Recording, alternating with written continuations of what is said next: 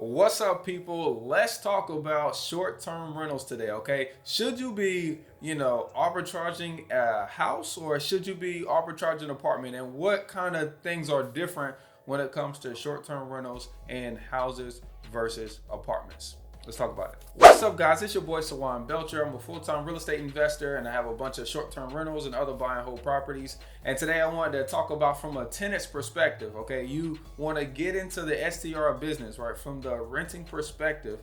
Not that you're going to buy the house and put it on Airbnb, but you're going to you're gonna not own the property, but you're gonna have control of the property through a corporate lease. Then you're gonna furnish the property, put it up on Airbnb, VRBO, Furnish Finder, Booking.com, and rent that property out per night to be able to, make money without owning your own property. That's what we're gonna talk about right now. I like both, and I see and I understand both.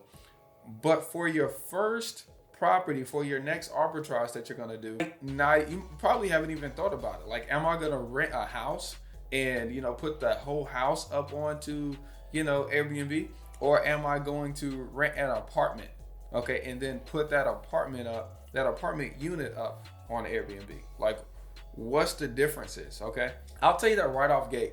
Whenever I'm investing, I'm looking to spend X amount of dollars and maximize the dollars that I'm spending, right? So that means if I have to put in, if I have to put in $1, how many dollars are gonna come back because I sent that dollar out to work?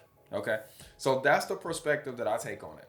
Now, with houses, it's definitely nicer as far as the stay goes, but it's bigger, because you might have you rarely have a one-bedroom house. So you at least got a 2-bedroom, 1-bath house, and you have to furnish it, right? And you have to provide those utilities for more space. And honestly, with the house, you got more walls. Like, you just got more like user-friendly space. So you have to have more decorations to fill up your Airbnb unit. Now, I like a house though, okay, because it provides a level of like intimacy, and it's really different from hotels, So I definitely like a house. Just understand that your deposit is going to be more, your rent amount is probably going to be more, your utilities, and all of your expenses, including furnishing it, is probably going to be more. Now, with an apartment, it's going to work as well, because the people who rent apartments on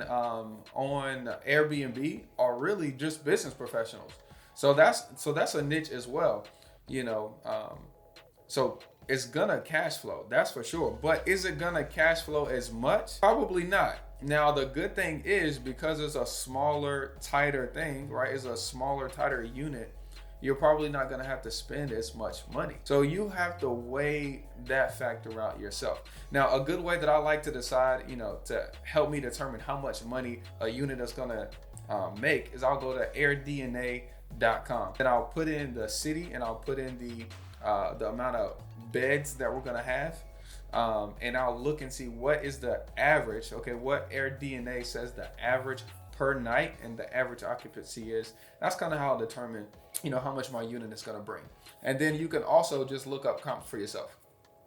Just go on VRBO and set it for like a month out, and how many ever guests you want to sleep.